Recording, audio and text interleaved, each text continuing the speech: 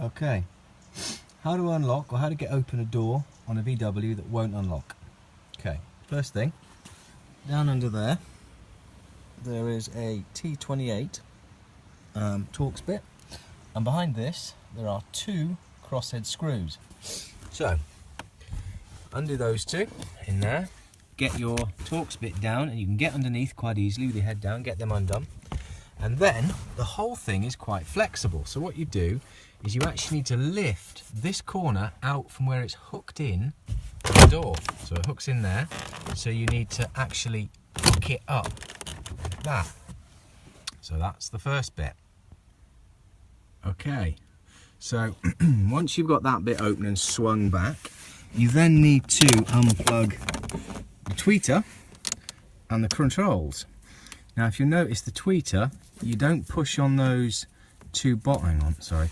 See on the tweeter, you don't push on those two bottom tags, you need to push on these here. See them? Like that there. And then the other one, fairly simple. Just push on the one piece that you see sticking out, there you go. And then this, which is the door handle pull, all you need to do is to, like this, you need to rotate it. With that, that's sort of hooked in like that into the back of this door handle here. All you do is you just rotate and lift and out it comes. So there we are. And don't forget the vanity light at the bottom, which is you actually need a screwdriver to pick those off the edge. And now you're in, you can use this hole here to pick the lock section back up.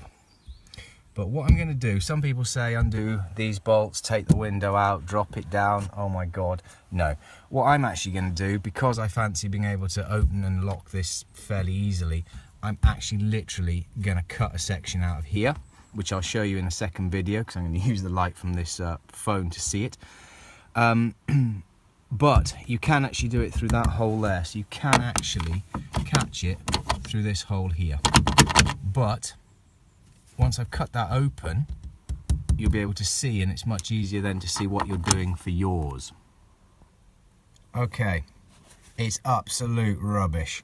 I don't care what anyone on YouTube says, you cannot get this bloody thing open without absolutely mangling it. There's no lever or rod here that you can get to. There's nothing down here, okay, on the side of this item. By the way, look, I've had to cut that out, cut the whole section of the door out, I had to bend that back. There is nothing, and the reason is, you see that little, see down the back there, see that green thing? Basically, you see this white bit here, that, hang on, see the white bit? Let me find a screw, let me find something to kind of show you. That white bit there gets moved up and down by the motor. Okay, so that white bit there, that white bit on top of the cog gets moved up and down by the motor.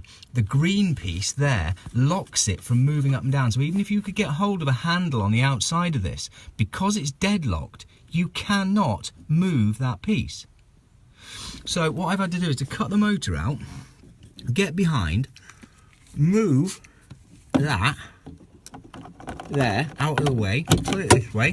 That's right, pull it this way out of the way so that little thing tag can clear. Can you see that? No, probably not. No, anyway, there's a little tag, you'll see it when you're in there. Little tag to clear. And then you have to wind that